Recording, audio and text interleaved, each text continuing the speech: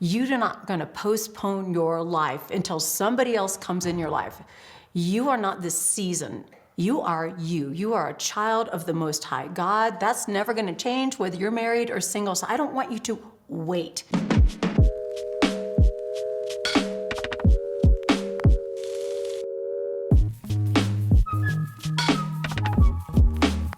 Okay, now let's talk about what we don't want you to do, what you don't want to do, because a lot of people have done it and they wish wouldn't.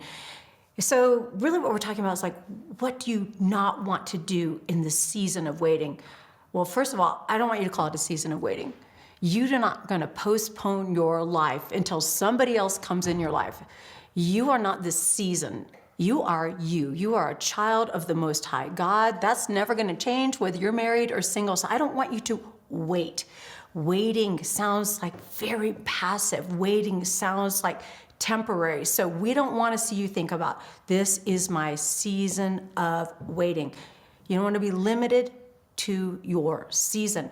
And you don't want to believe that your life begins once you get married, because you're going to miss out on a lot of opportunities for friendships, adventures, learning, and growth while you're waiting. You know, I love this whole idea of seasons.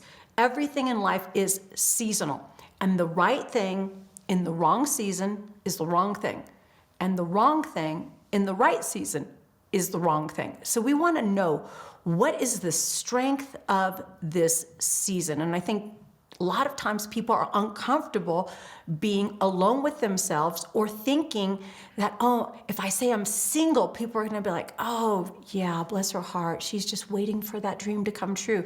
No, you actually should have a dream in this season that is for this season. So I'm going to challenge you to write down some things that you can do single that you could not do married. I already talked about last time, you can go out wherever you want to eat, but I want to talk about some travel things or adventure things or relational things, or some risks that you can take that you won't be able to take when you're married. So when I first, began to understand that my life was going to look different than what I thought. I think my dream was to be a stockbroker and never ever get married. And then I ended up getting married and going work in an accounting firm. And you probably can figure out really quick, that was probably not the best job fit for me. I hated it. It was totally stressful. But what I decided to do was make a dream list. I made a list of everything I ever wanted to be or do.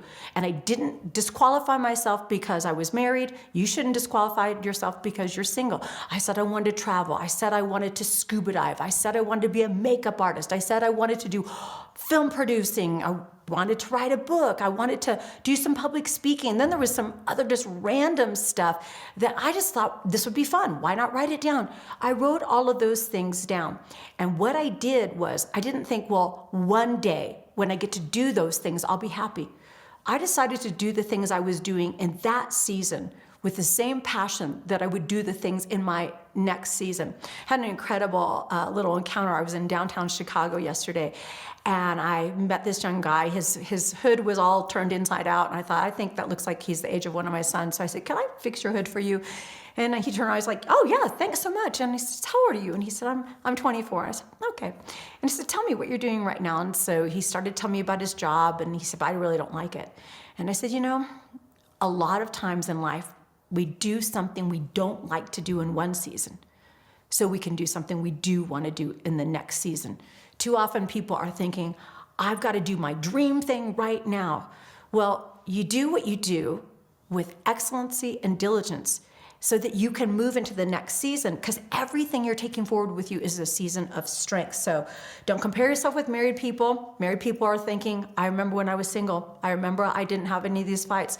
I remember the first time I realized John wasn't going anywhere. I was used to him picking me up, taking me to movie theaters, dropping me off. I dressed up for him. He dressed up for me. We were both on our best behavior.